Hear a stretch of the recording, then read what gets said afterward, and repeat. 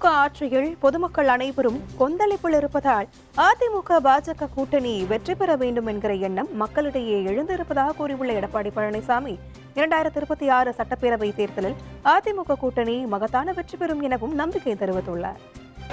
2026 சட்டமன்ற பொதுத் தேர்தலில் அதிமுக, பாரதிய ஜனதா மற்றும் என்டிஏ கூட்டணியில் அங்கமைக்கின்ற கட்சிகள் ஒருங்கிணைந்து எப்படியெல்லாம் செயல்பட வேண்டும் என்ற கருத்தை பரிமாறிக்கொண்டோம். அடுத்த ஆண்டு நடைபெறுகின்ற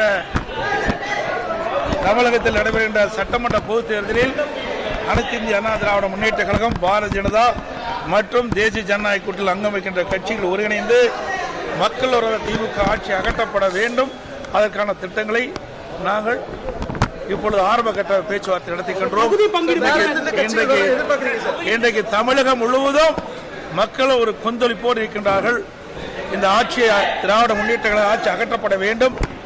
அதற்கு உண்டான நடவடிக்கையை அதிமுக, பாரதிய ஜனதா, தேசிய ஜனநாயக கூட்டணியில் அங்கமைக்கின்ற கட்சிகளும் ஒருங்கிணைந்து செயல்படும்.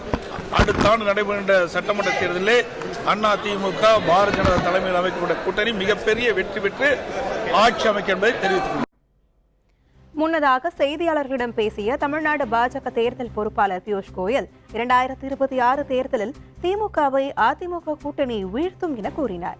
திமுக ஆட்சியில் அனைத்து துறைகளிலும் ஊழல் மிகுதியாகி இருப்பதால் உழவர்கள், சிறு குறு தொழில் நிறுவனங்கள் என அனைத்து துறைகளும் முடங்கி போயிருப்பதாக குற்றம் சாட்டினார். தொடர்ந்து பேசிய பியூஷ் கோயல், ஒட்டுமொத்தமாக தமிழ்நாட்டில் நடைபெற்று வரும் திமுக அரசை அகற்ற வேண்டும் என்கிற எதிர்பார்ப்பில் தமிழ்நாடு மக்கள் இருப்பதாக தெரிவித்துள்ளார்.